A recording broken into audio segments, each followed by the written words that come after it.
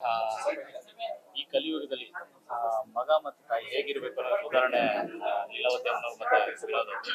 ಇವತ್ತೊಂದು ಮಾಡಿರುವಂತ ಕೆಲಸ ದೇಗುಲ ಕೊಟ್ಟ ತಾಯಿ ಎಷ್ಟು ಖುಷಿ ಆಗುತ್ತಲ್ಲ ಈ ತರದ ಒಂದು ಪ್ರೀತಿ ನೋಡೋದು. ನಾವು ಆ ದಿನದಿಂದ ಈ ದಿನದವರೆಗೂ ಹೀಗೆ ಇವರು ಏನೇನು ಕಾರ್ಯಕ್ರಮ ಆಗುತ್ತೆ ಎಲ್ಲದಕ್ಕೂ ಕರಿಯರು ಬರ್ತಾ ಇದೆ, ಭಾಗವಹಿಸ್ತಿದ್ದೆ.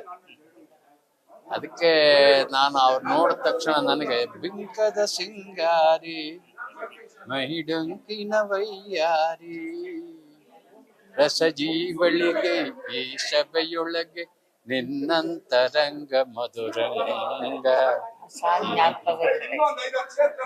ಆಹ ಬಿಂಕದ ಸಿಂಗಾರಿ ಬಳಿ ನೀನಿರಲು ಬಿಸಿಲೇ ನೆರಳು ಮಧುಪಾನ ಚೈತ್ರ ನಿನ್ನೊಲಲು.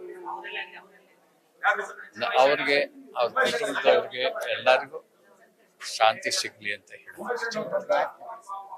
ಈ ದೇಗುಲ ನೋಡಿದಾಗ ಏನು ಅನ್ಸುತ್ತೆ ಅಂದ್ರೆ ಹಳೆ ನೆನಪುಗಳೆಲ್ಲ ಇದೆ ಅಲ್ಲ, ನೆನಪುಗಳು ಹಾಗೆ ಆತರ ಹೇಳಕ್ ಹೋದ್ರೆ ನೀವು 1 ಅವರ್ ಆಗುತ್ತೆ ನಂದು ಹೇಳೋದು.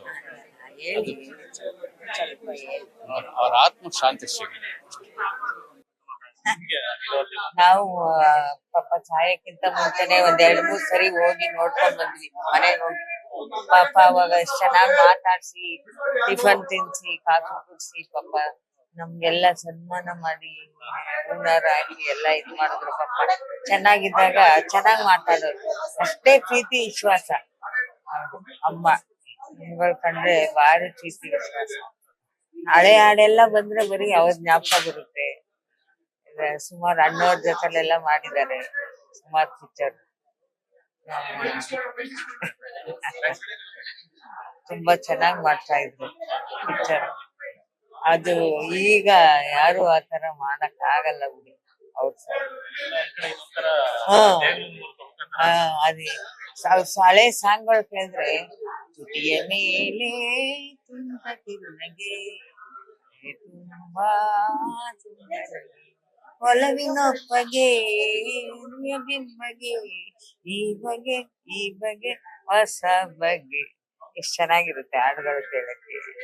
ಅಮ್ಮಂದ ಹಳೆ ಹಾಡುಗಳು ಕೇಳಕ್ಕೆ ತುಂಬಾ ಚೆನ್ನಾಗಿರುತ್ತೆ.